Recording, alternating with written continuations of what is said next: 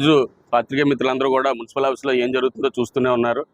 చాలా మూర్ఖత్వంగా అడ్డగోలుగా 2 కోట్ల రూపాయల నామినేషన్స్ ఇచ్చారంటున్నారు. మీ చేతిలో ఎజెండా కాపీ ఉంది మీ చేతిలో. నామినేషన్ వర్క్స్ దేనికి ఇచ్చారు, టెండర్స్ దేనికి వెళ్ళారు అన్న విషయం ఇంగిత జ్ఞానం లేకుండా మాట్లాడుతున్నారు. మీ దగ్గర ఉంది, నీ ప్రెస్ మీట్ అయిన తర్వాత మీరు వాళ్ళని పిలవండి. ఎజెండాలో ఎక్కడుందమ్మా 2 కోట్ల రూపాయలు నామినేషన్ వర్క్లు ఎక్కడ ఇచ్చారని అడగండి. ఈరోజు నా వార్డుకి అయ్యన్న పాత్రి గారు గెలిచిన తర్వాత ఈ 8 నెలల్లో దగ్గర 50 లక్షల రూపాయలు ఇచ్చారండి. 50 లక్షల రూపాయలు కూడా టెండర్ వర్క్లే. బిఎంఆర్డీ అయితేనేమి, ఈరోజు 15th ఫైనాన్స్ అవుతేనేమి, ఎక్కడా కూడా ఒక నామినేషన్ వర్క్ అంటూ లేదు. అలాగే ట్రాక్టర్ల విషయం తీసుకొచ్చిన తర్వాత ట్రాక్టర్ల గురించి అడుగుతున్నారు. ఎన్నిసార్లు అంటే అన్నిసార్లు నేను ట్రాక్టర్ల గురించి ఎందుకంటే కొత్త ట్రాక్టర్ కొందామంటే డైరెక్ట్గా పేరు పెట్టి చెప్తున్నాను. ఆ రోజు కేజీఎన్టీ భాష గారు ఎక్స్ అఫీషియో ఆయన నించోబెట్టి మీకు మోటార్ ఫీల్డ్ గురించి ఏం తెలుసు, బండి తెచ్చేస్తే అయిపోతుందా, దాని ఆయిల్ ఎవడు కొడతాడు, డ్రైవర్ ఎక్కడి నుంచి వస్తాడు, మళ్ళీ కొత్త స్టాఫ్ ఎక్కడి నుంచి వస్తారు, టైర్లు అరిగిపోతాయి, ఇన్ని స్టోరీలు చెప్పారు.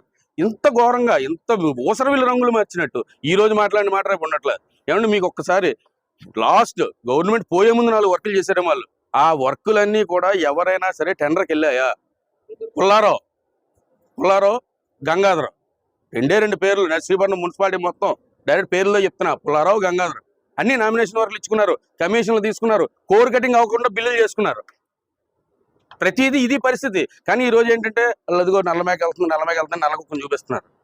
4 సార్లు అనేస్తే నిజమైపోద్దండి. ఏదైనా త్రూ పేపర్ ద్వారా చూపించాలి. ఇది ఎజెండా పేపర్ ద్వారా మళ్ళీ మీకు ఒక్కసారి చూపిస్తాను. ఒక్క నిమిషం వెయిట్ చేయండి సార్. ఇదిగోండి సార్, ఇది పైన అంచనా విలువలు చూడండి. 75,000, 85,000, 99,000, 99,000, 98, 99. ఇది కేవలం ఇది ఒక్కటి. అది కూడా స్వచ్ఛ భారత్లో వాళ్ళు వచ్చి చెకింగ్ చేస్తే మన ర్యాంకింగ్ పోతుందని చెప్పి ఇక్కడ రాశారు. దీని గురించి నామినేషన్ ఇచ్చి అర్జెంటుగా చేయండి అని ఇస్తే ఇవి వాళ్ళకి ఇచ్చినవండి. ఇందులో 2 టెక్నికల్ లెవెల్కి ఇచ్చారు. ఇవి చూడండి. ఇప్పుడు ఆయన మాట్లాడుతున్న మాటలకి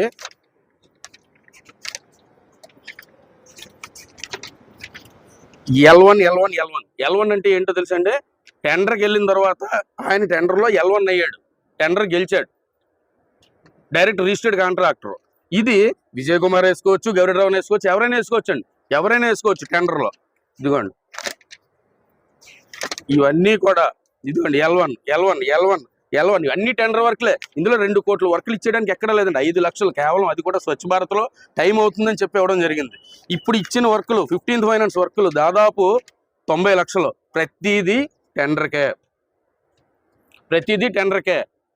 అయ్యన్న పాత్రి గారు చెప్పేది ఒకటే, ఏదైనా సరే అభివృద్ధి అనేది ప్రతి వార్డుకి పార్టీలతో సంబంధం లేకుండా అందరికీ వెళ్ళాలి. మేము చాలా మంది అడిగాం, సార్ మేము 12 వార్డులు ఇప్పుడు వరకు ఏమీ లేదు, మాకు ఎక్కువ ఇవ్వండి సార్, 4 వార్డులకి ఎందుకంటే ఇస్తున్నారని అడిగాను నేను. అడిగితే ఆయన ఒకటే చెప్పారు, ఏరా నీ వార్డులోనైనా ప్రజలు ఉన్నారు, మిగతా వార్డులో ప్రజలు లేరా అని చెప్పిన గొప్ప నాయకుడు అయ్యన్న పాత్రి గారు. ఈ రోజు వీళ్ళు అరుస్తుంటే మాటలు నిజం కదండి. ఏదైనా ఉంటే త్రూ పేపర్ ద్వారా చెప్పమనండి. మేము చాలా క్లియర్గా ఉన్నాం, టెండర్ వర్క్లే చేస్తున్నాం, క్వాలిటీ వర్క్లే చేస్తున్నాం. బిఎంఆర్డీఏ పరిధిలో చెప్పారు, అందువల్ల కొద్దిగా లేట్ అవుతుంది తప్పించి ఈ 9 నెలల్లో నా ఒక్క వార్డుకే 50 లక్షల రూపాయలు, మొత్తం 15 కోట్ల రూపాయలు, రూపాయి 2 రూపాయలు కాదు, 9 నెలల్లో తెచ్చారు. మీరు చెప్పండి, సంవత్సరం మొత్తం 5 సంవత్సరాల్లో మీరు ఎంత తెచ్చారనేది ఏమీ జరగలేదండి. సచివాలయం టెంట్ల బిల్లులు చూసుకునేవారు. ఈరోజు మన స్వచ్ఛ భారత్ బిల్లు అయింది. ఉదయం నుంచి సాయంకాలం వరకు దాదాపు 10-15 స్టాల్స్ పెట్టారు, చైర్లు పెట్టారు. ఇన్ని పెడితే 33,000 రూపాయలు. ఇది కూటమి ప్రభుత్వం ఒక చిత్తశుద్ధి. 33,000 రూపాయలు అయింది. అదే వాళ్ళు ఏమైనా ఒక డ్వాక్రా మహిళని ఇలా పిలిస్తే 1,00,000 రూపాయలు బిల్లు వేసేవారండి. మిగిలిన సామాన్లు, అరటిపళ్ళు గెళ్ళు ఎక్కడికి వెళ్ళిపోయి, జగన్ వచ్చినప్పుడు వాటర్ బాటిల్ ఎక్కడికి వెళ్ళిపోయి, ఇవన్నీ మాకు ఎందుకు వద్దు, అయిపోయింది అది అయిపోయింది. ఇప్పటికైనా సరే చిత్తశుద్ధి అంటే ఇలా ఉండాలి. మిగిలినవన్నీ ఎక్కడ వాళ్ళకి వెళ్ళిపోయండి. ఇప్పుడు కాంట్రాక్టర్ విషయంలో ఇందాక మీరు అడుగుతున్నారు, బాధపడింది పని చేసింది కాంట్రాక్టర్. త్రూ కాంట్రాక్టర్ పేపర్ ద్వారా రిపోర్ట్ చేసి కంప్లైంట్ పెట్టమనండి. సంబంధిత అధికారులు లేకపోతారో, సంతకం పెట్టలేని నాయకులు లేకపోతారో, ఏదైనా త్రూ పేపర్ ద్వారా ఉండాలి. నేను అడిగాను, డీని అడిగాను, ఏఈని అడిగాను అంటే కుదరదు. 14 నెలలు బలి తిప్పావు, 33 లక్షలు బిల్లు మిగిలింది. మరి అంత బాధ ఉన్నవాడు నువ్వు కంప్లైంట్ పెట్టి, ఇగో పలానా శానిటేషన్ తిప్పుకున్నాడు, ఆయన మీద చర్య తీసుకోండి, పలానా ఏఈ రికార్డ్ చేయలేదు, ఆయన మీద చర్య తీసుకోండి. వీటందరి మీద మానిటరింగ్ చేయాల్సిన కమిషనర్ చేయలేదు, కమిషనర్ మీద చర్య తీసుకోండి. గవర్నమెంట్ ఎంప్లాయే కదా, ఎక్కడో దగ్గర పని చేస్తుంటాడు, కానీ దాక్కోవడానికి అవ్వదు కదా. నేను చెప్పింది క్లియర్గా చెప్తున్నాను. ఇందులో ఎవరిని దాచిపెట్టాల్సిన పని, దోచిపెట్టాల్సిన పని లేదు. వాళ్ళకి అడ్మినిస్ట్రేషన్ తెలియదు. మేము చెప్తే గొంతులు అరిచిపోవడం తప్పించి మమ్మల్ని పట్టించుకోలేదు. 14 నెలలు తిరుగుతున్నది. 1 నెల బిల్ అవ్వలేదు, 2 నెలలు బిల్ అవ్వలేదు, 3వ నెలలో కూర్చొని ఎందుకు తిరుగుతున్నాయని అడగాల్సిన బాధ్యత లేదండి. కౌన్సిలర్లకి, చైర్పర్సన్లకి, వైస్ చైర్మన్లకి, 2 వైస్ చైర్మన్లు, కొత్త రూలర్లకి ఇంతమంది ఉండి కూడా ఏమీ చేయలేదండి. నిజం అది. వాళ్ళకి అడ్మినిస్ట్రేషన్ తెలియదు. అడ్మినిస్ట్రేషన్ పరంగా మేము చేస్తుంటే జనాల దగ్గర ఏదో అరిచేస్తున్నాం.